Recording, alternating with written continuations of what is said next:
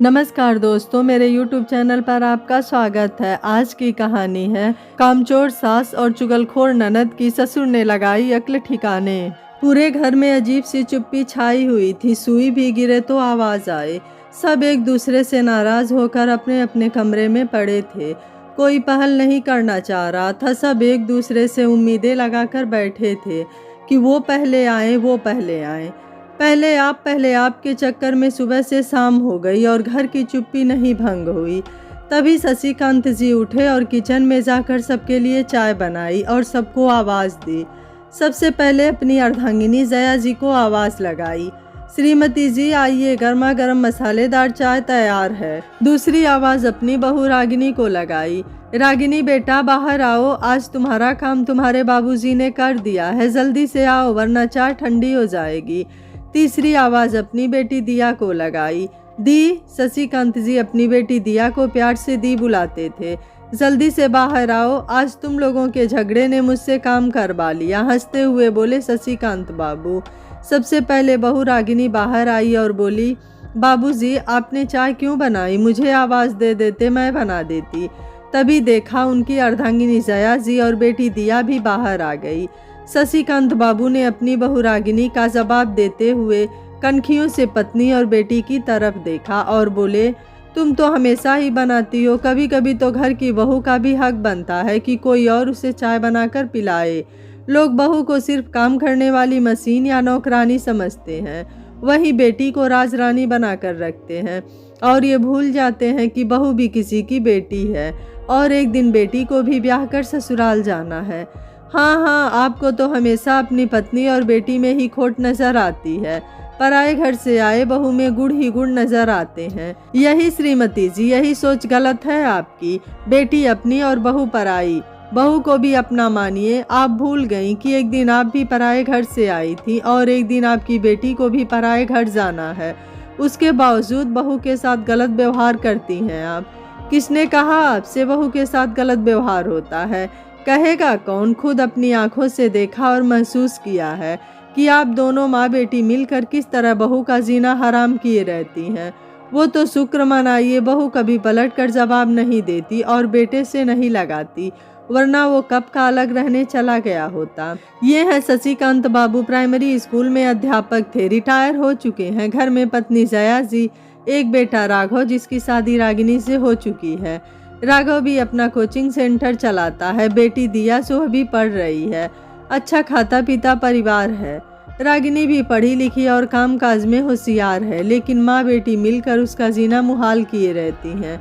हर वक्त उसकी हर बात में रोक टोक, उसका हर सामान उससे बिना पूछे ही निकाल कर इस्तेमाल कर लेती और अपने हर सामान में ताला लगा कर रखती। यहाँ तक कि दिया हर समय ये देखती रहती कि कब भैया भाभी से हंसकर बात कर रहे हैं या फिर पति पत्नी साथ में थोड़ा सा भी समय बिता लें तो तुरंत अपनी माँ को लगा देती। और माँ बेटे के सामने तो कुछ नहीं बोलती, लेकिन बेटे के निकलते ही पूरे घर में तूफान खड़ा कर देती। घर में जवान बहन है, लेकिन कोई शर्म लिहाज नहीं रह गया है। रागिनी कहती भी, माँ हमने ऐसा कुछ भी नहीं किया है, हम लोग भी समझते हैं आपस में हंस बोल लेने से कौन सा अनर्थ या पाप हो गया। आपको दिया को समझाना चाहिए कि हर समय भाई भाभी की नज़रबंदी करना और चुगली करना खराब आदत है। कल को जहाँ जाएगी उसकी यही आदत 2 चूल्हे करवा देगी। शशिकांत बाबू जब ड्यूटी पर जाते थे तो घर के मामलों पर ध्यान नहीं देते थे, लेकिन जब से रिटायर हुए हैं तो ज़्यादातर घर में ही रहते हैं और सब कुछ देखते रहते हैं। उन्हें ये बहुत अच्छी तरह समझ में आ रहा है कि उनकी पत्नी और बेटी बहू के साथ गलत कर रही हैं। वो बस मौके की तलाश में है कि उन दोनों को सबक सिखाएं। राघव को रागिनी ही घर के पचड़ों में नहीं पड़ने देती, तो जितना हो सकता है दोनों की बातें नज़रअंदाज कर देती, लेकिन जब बर्दाश्त से बाहर हो जाती तो सासू माँ को तो नहीं लेकिन दिया को जवाब दे देती, जिससे सासू माँ भड़क कर बहू पर ही आरोप लगाने लगती। आज भी यही हुआ। रागिनी ने अपने पति राघव से किसी काम के लिए रुपए मांगे और दिया ने राघव को रागिनी को रुपए देते हुए देख लिया। तुरंत जाकर अपनी माँ से लगा दिया। भाभी भैया से रुपए मांग रही थी और भैया ने दे दिए, मुझे तो कभी नहीं देते। और माँ ने भी बेटी की बातें सुनकर बात का बतंगड़ बना दिया।